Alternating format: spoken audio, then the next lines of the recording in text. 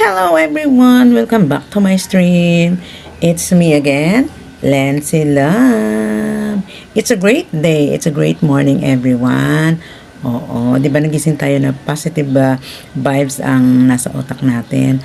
Kasi kahit na konting bagay lang daw yan na galing sa Panginoon, we must be grateful.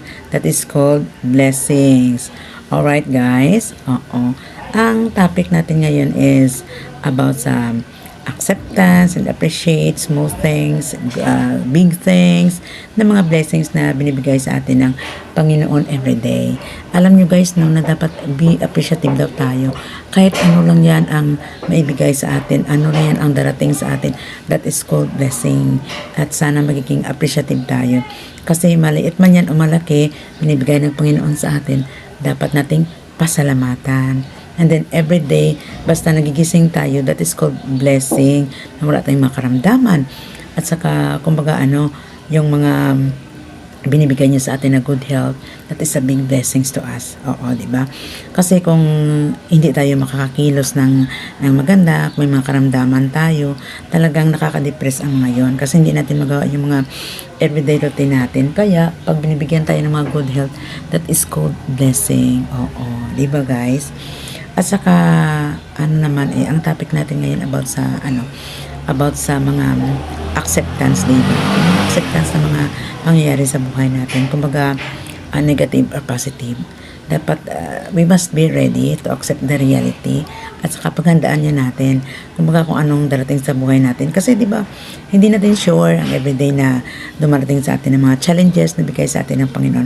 Pero hindi natin alam na yun pala mga challenges na yan is may mga purpose. Diba, alam naman natin na ang lahat ng mga pangyayari sa buhay natin may purpose. O positive or negative. Ang negative naman na yan is, kumbaga, nag-help pa yan sa atin to make us grow, fighter, stronger. Oo, diba? Kasi lahat naman tayo nakaka-experience niyan. At saka, siguro naman na that is the big lessons to us. No? At ako sa age ko na ganito, marami ako napagdaanan na yan, mga shortcomings sa buhay. Pero awa ng Diyos naman, kasi love tayo ng Panginoon, na overcome natin lahat yan. At that is the big, important thing na overcome natin yan. Kasi hindi naman ibibigay ni Lord yan kung hindi natin kaya. At kumbaga sa atin naman yan binibigyan tayo yan para naman mag-strong tayo to face the reality and life. Kasi habang buhay tayo, hindi mawawala yung mga struggles, hindi mawawala yung mga trials. Kasi diba yung mga, kumbaga kahit naman dito sa mundong ibabaw, diba, may mga may mga tasks tayo, diba. Ngayon kung overcome natin yan, diba, success, diba, ang sarap sa pakiramdam na overcome natin. Ganun talaga, habang dito tayo sa mundong ibabaw, hindi yun mawawala yung mga trials. Kumbaga yung mga lang yan natin mga kung ano yan sa buhay natin, mga spice sa buhay natin. At depende sa atin sa pag-accept, kung paano natin ma-accept yan, at kung paano natin overcome yan, na magiging, lang tayo, strong lang tayo, kung paano natin yan overcome. Basta importante, si God sa center ng life natin, sa heart natin. Kasi ang lahat na yan, mahirap man o madali, talagang malalagpasan natin yan. Mga fighter tayo kasi diba, wag tayong bibitaw agad sa mga trials kasi pag tayong bibitaw, tayo, diba? Kasi diba, alam naman natin sa mundong ibabaw, ganun talaga. At saka, we are not permanent here in this world, diba? Kahit na ano man ang mangyari, kung ano man ibibigay sa atin, dapat i-accept natin yan with all our heart, diba? Kasi lahat-lahat na yan may mga purpose. At saka isipin natin, hindi lang naman tayo ang binibigyan ng mga trials. Lahat tayo dito sa mundo. Iba-ibang kategory lang, kumbaga, nga, diba? Kaya dapat maging mapasalamat. Kasi love tayo ng Panginoon. Kasi pag binibigyan na tayo ng task, kung yan lahat ay ma-overcome natin is gloria, diba? Success! Yan ang purpose dyan. Kaya huwag tayong bibitaw sa hamon ng buhay. Lang tayo, stay cool and strong to face the reality. Pero siyempre, alam naman natin, we are human. May time talaga na parang bibitaw ka, pero talagang huwag kang bibitaw. Oo, huwag kang bibitaw kasi may mga kaakibat na mga ano yan, na mga rewards sa atin. Kumbaga nga yan, diba? Kung maano natin overcome yan, sabihin natin na wow, success. At saka kumbaga kung may ini-aim tayo sa buhay na kumbaga pinaghirapan natin, lahat-lahat na yan, pag ma-overcome na natin at ma-reach natin ang goal natin, diba? Sobrang saya natin, diba? O, remarkable time. At saka kumbaga ano, yung baga rewarded tayo, o, diba? Matanggap na natin ang reward. Sobrang saya naman sa atin, grabe. Overflowing ang ating ang ating kaligayahan na makamtan kung makamit na natin yung tagumpay. Oo, yan ang tagumpay na sinasabi nila. Kaya ano lang tayo, maging magpasensya, kumbaga consistent lang tayo kung ano binibigay sa atin ng Panginoon.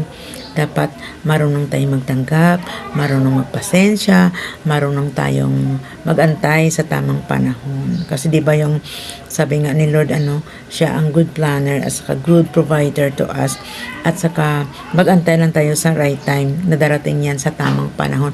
Huwag tayong atat, di ba? Meron nga yung mga bata pag naghingi sa mga parents nila, pag nagmamadali, sasabihin natin, ay ba't ka nagmamadali? O sige, wag na nga lang, kasi nagmamadali ka.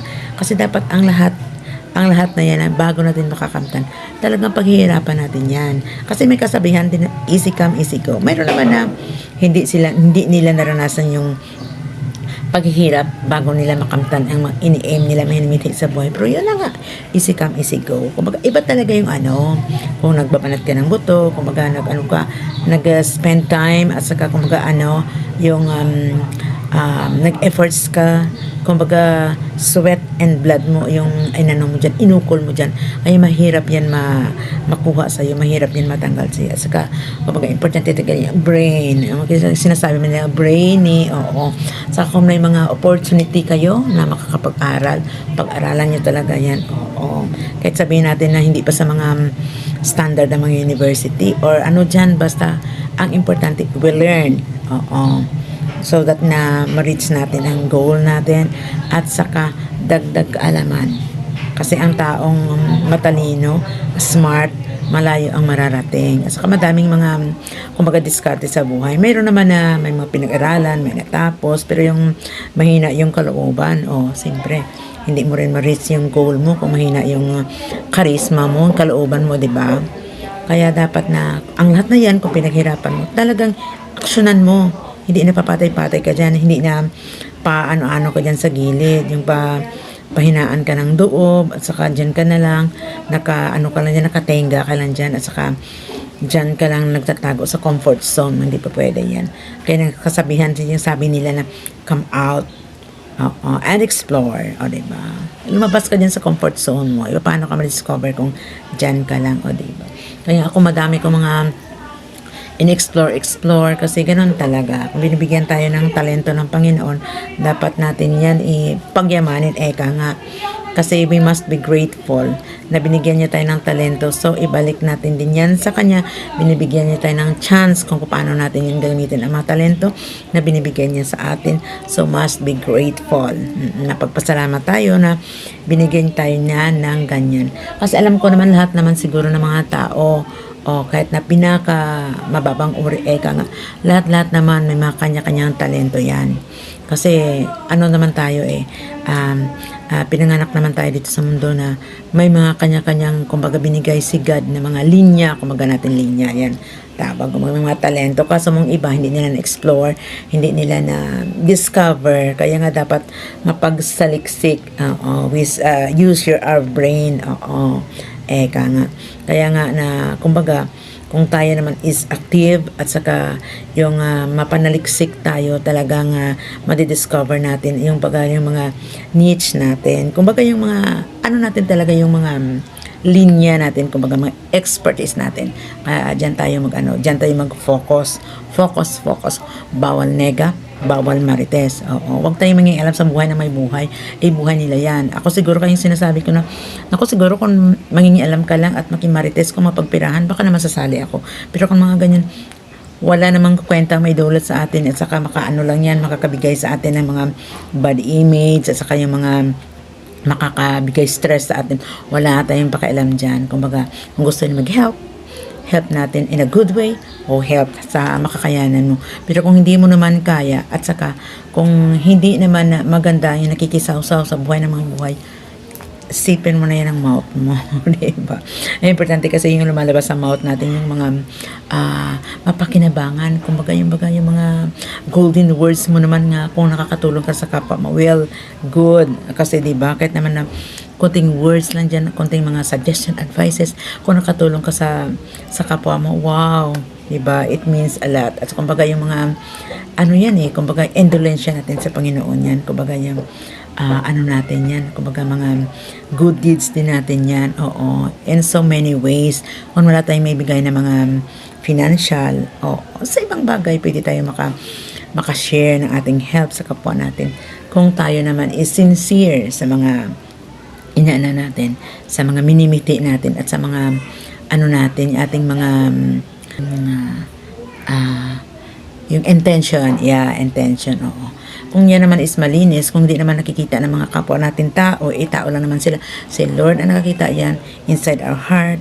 Kung good intention tayo, malinis yung ating konsensya, at saka malinis yung ating pakay, oo. Si Lord na yan ang magbigay sa atin ng kumbaga blessing, oo. Kumbaga ibabalik sa atin yan. Kasi yung yung mga ginagawa natin sa buhay, lahat naman ito may mga kaakibat, di ba? Kung gagawa ka ng bad karma, worst ang babalik sa iyo. Kung gagawa ka ng good karma, it's better and better. Very, very good talaga mababalik sa atin. So, ano pipiliin natin? Maging negative tayo or maging positive tayo, or gusto natin good karma, di ba? Right?